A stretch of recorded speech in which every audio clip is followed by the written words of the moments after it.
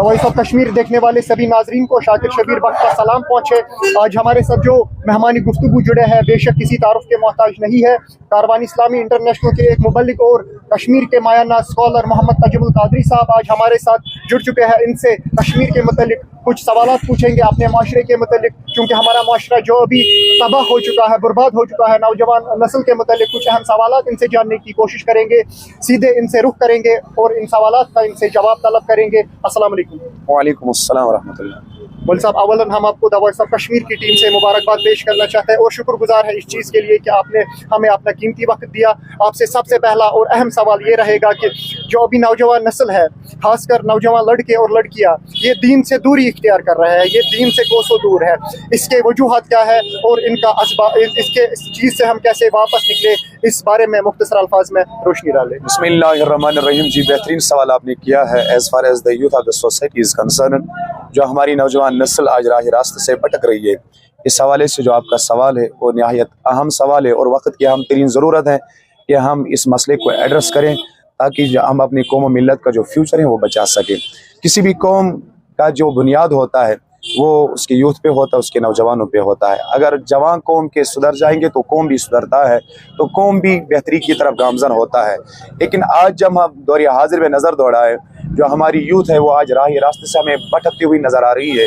चाहे हम ड्रग्स की बात करें, चाहे हम बेहयाई की बात करें, चाहे हम मोबाइल एडिक्शन की बात करें या दीगर गेम्स एडिक्शन, बाकी एडिक्शन जो आज हमारी सोसाइटी में प्रिवेल हैं, प्रोपगेट हो रहे हैं, उनमें हमें अपनी जवान को मिल्लत के मेमार मुनहमिक नज़र आ रहे हैं। लेकिन ज़रूरत इस बात की है कि हम अपने जवानों को सुधारें और राह रास्तों पर लाने की सही और कोशिश करें। अब आपका जो आपने बेहतरीन सवाल किया कि क्यों भटक रहे हैं, भटक तो इसलिए रहे हैं कि हम अपने दीन से कटते हुए नज़र आ रहे हैं। हम कुरान से अलग हुए, हम हदीस से अलग हुए, हम जनाब मोहम्मद रसूलुल्लाह सल्लल्लाहु अलैहि वसल्लम की मुबारक सीरत से, उसवा से, सीरत से दूर होते हुए नज़र आ रहे हैं। और इस दूरी की वजह से जवान मुख्तलिफ परेशानियों में आज हमें मुलवस नज़र आ रहे हैं, गामज़न नज़र आ रहे हैं, चाहे वो बेहयाई हो, चाहे वो ड्रग्स हो, चाहे वो दीगर मामलात हो। इसमें दीन से दूरी सबसे पहला बुनियादी वजह है। और द नेग्लिजेंस ऑफ पेरेंट्स, जो वालिदैन की लापरवाही है अपने वार्ड्स के तय, अपने बेटे और बेटी के तय, जहाँ वो उन्हें आला से आला एकेडमिक तालीम दिलाने के लिए सही करते हैं, कोशिश करते हैं, वहीं उन्हें मॉरल वैल्यूज़, इथिकल वैल्यूज़ और दीनी इक़दार उनमें पैदा करने के लिए हमें अपने वालिदैन को चाहे कि अपने बच्चों को उन इदारों में भेजें, उन उस्तादिज़ा के पास भेजें जहाँ से वो अखलाकियात को पढ़ सकें, जहाँ से वो इंसानी इक़दार को पढ़ सकें और जिससे वो अपने आप की पहचान भी हासिल कर सकें, अपने खालिक और मालिक को भी पहचान सकें। और जहाँ तक सिविल सोसाइटी के मेंबरान का भी ताल्लुक है, उन पे भी एक बहुत बड़ी जिम्मेदारी आयद होती है और उनकी भी जो नेग्लिजेंस है रिगार्डिंग द सेम सिचुएशन, वो भी एक बुनियादी वजह है जो हमारे जवान आज राह रास्ते से भटकते हुए नज़र आ रहे हैं। और आज जो मॉडर्निटी का सैलाब है, कंपटीशन का सैलाब है, हर कोई जवान इस कंपटीशन का शिकार हमें नजर आता है और इस कंपटीशन के नतीजे में वो अपने दीन को भी बुला बैठता है, अपने ईमान को भी बुला बैठता है, अपनी ज़िंदगी के हकीकी मकसदी ज़िंदगी को भी बुला बैठता है। और जिससे वो कभी ड्रग्स का सहारा लेता है, कभी सुसाइड का सहारा लेता है, कभी किसी और चीज़ का सहारा लेता है, या एकेडमिक में कोई आला मकाम हासिल करने से जो ही वो कासिर रहता है, फिर वो ऑटोमेटिकली किसी ड्रग्स का सहारा लेता है या तो सुसाइड का सहारा लेता है। इसलिए ये बहुत सारे फैक्टर्स है, रिस्पॉन्सिबल है जो हमारी यूथ आज राह रास्ते से भटक रही है। Now we have to know what are the remedial measures. अब कौन से इकदाम ऐसे हैं जो हमें उठाने चाहिए ताकि जो हमारा यूथ है, जो हमारा मुस्तकबिल है, वो राह रास्ते पर नए सिरे से गामजन हो सके। उसके लिए मस्जिद और मिंबर और महराब से हमें फितने और फसाद की बू को और फिजा को कायम करने के बजाय कौम व मिल्लत के नब्ज़ पे हाथ रखें, कौम व मिल्लत के उन अमराज का इलाज तशखीस करना है जो आज हमारे कौम व मिल्लत में पनप रहे हैं। उसके लिए हमें मिंबर और महराब पे भी अपनी निदा और अपना पैगाम बुलंद करना होगा। वालिदैन को चाहे कि वह अपने औलादों के तय एक जानिबदार और एक जिम्मेदाराना, एक अकाउंटेबल जो किरदार है उसका मुजाहरा करें। जहाँ वो उन्हें दुनियावी तालीम से आरास्ता करें, वहाँ उन्हें दीनी तालीम से आरास्ता कराने के लिए जो भी उन्हें चाहिए, जो भी कदम वो उठा सकें वो उठाए, ताकि उनके जो बच्चे हैं वो आला दीनी तालीम से आरास्ता हो जाए। और इसी तरीके से सिविल सोसाइटी के मेंबरान को भी अपना एक अहम किरदार अदा करना होगा, उस्ताद साहिबान को अदा करना होगा। हमें मॉरल वैल्यूज़ को आगे बढ़ाने के लिए सेमिनार्स का एहतमाम करना होगा, काउंसलिंग का एहतमाम करना होगा।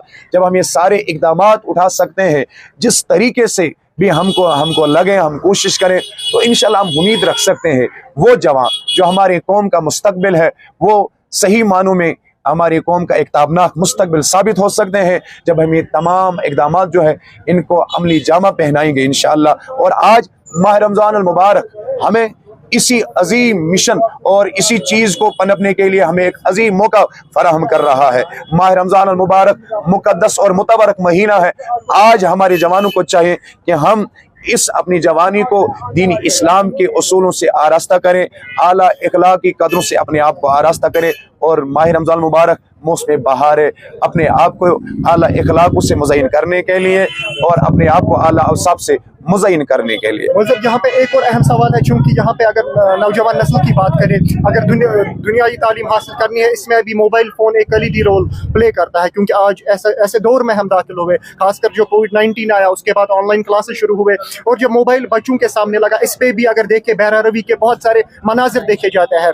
ऐसे में वालिदैन कैसे, क्योंकि यहाँ पे एक अहम बात यह है, वालिदैन को मोबाइल फ़ोन देना ही देना है आज के बच्चों को, क्योंकि नोट्स फ़ोन पे पहुँचते हैं, बाकी चीज़ें जो स्कूल की जानिब से, ट्यूशन्स की जानिब से वो मोबाइल फ़ोन पे पहुँचता है। लेकिन इस सारे सीन में वालिदैन का क्या रोल है, कैसे वो कड़ी नज़र गुजर रखे इन बच्चों पे, चूँकि ये बच्चे होते हैं, ये मतलब वो अपनी जवानी के निचले दर्जे पे अभी होते हैं। इस बारे में आप रोशनी, क्योंकि आका करीम सल्लल्लाहु अलैहि वसल्लम ने फरमाया कि खैरुल उमूर औसतुहा, बेहतरीन काम वही होती है, बेहतरीन काम वो होता है कि जिसमें औसत हो, जिसमें ज़्यादा एक्सेस हो, जिसमें हम शिद्दत इख्तियार ना करें।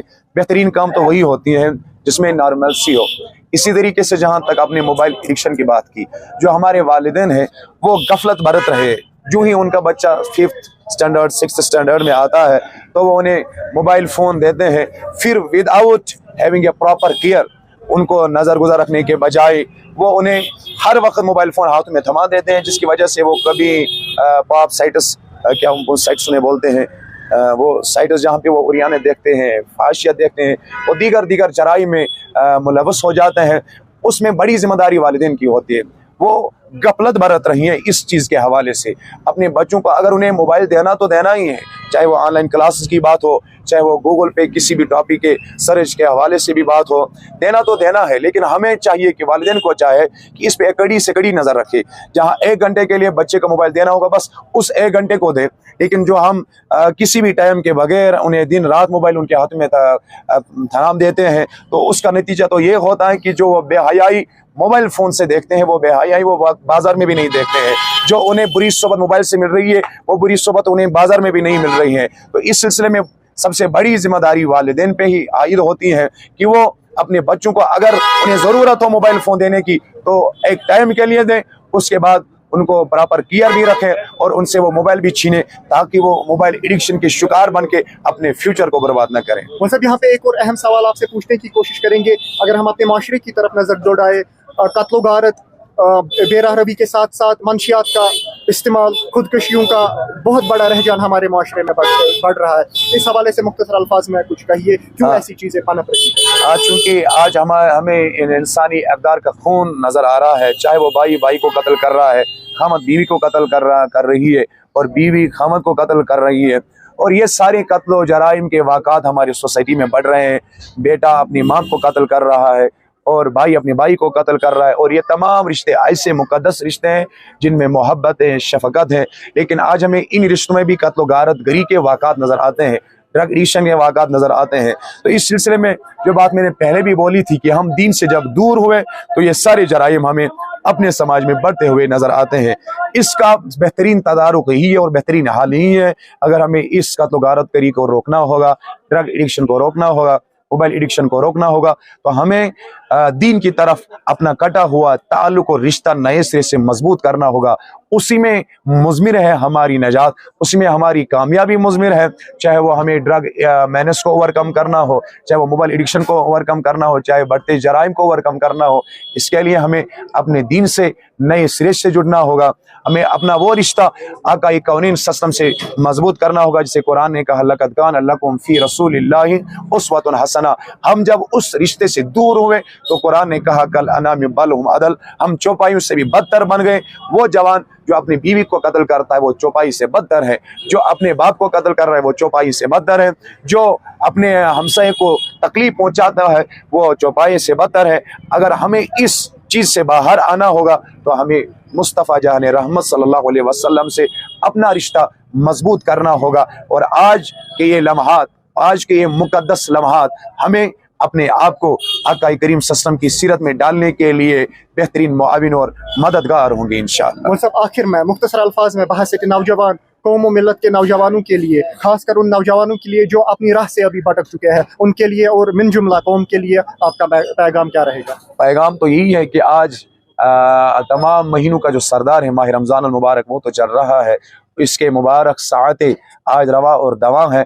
हमें चाहिए कि आज इन सातों की ज़्यादा से ज़्यादा कदर करें और गफलत न बरतें, क्योंकि आज वो महीना चल रहा है जहाँ फ़र्ज़ का सवाब 70 फ़र्ज़ों के बराबर, नफल का सवाब फ़र्ज़ के बराबर है। और आज सहरी के वक्त, रोज़ों की हालत में, इफ्तियारी के वक्त अल्लाह रब्बुल इज़्ज़त बंदे से हद से ज़्यादा करीब होता है कि आज हम गफलत न बरतें, अपने किए हुए पर नादिम हो जाए, अपने पास्ट पर नादिम हो जाए, अपने गुनाहों पर नादिम हो जाए, अपने ख़ताओं पर नादिम हो जाए, अपना रुख अल्लाह की तरफ कंक्रीट करे, मजबूत करे, जिसे कुरान ने तौबतुन नसूहा कहा है। चाहे वो जवान हो, मर्द हो, मस्तूरात हो, कोई भी हो, हमारी सोसाइटी का कोई भी मेंबर हो, उसे चाहिए फर्दन हम अपना रुख आज अल्लाह की तरफ करें और अपना कटा हुआ ताल्लुक अल्लाह से मजबूत करे। रमज़ान मौसम बहार है, जब हम आज अपने आप को अल्लाह के करीब न ले जा सकते हैं तो कभी भी हम अल्लाह का कुर्ब और वसल हासिल नहीं कर सकते हैं।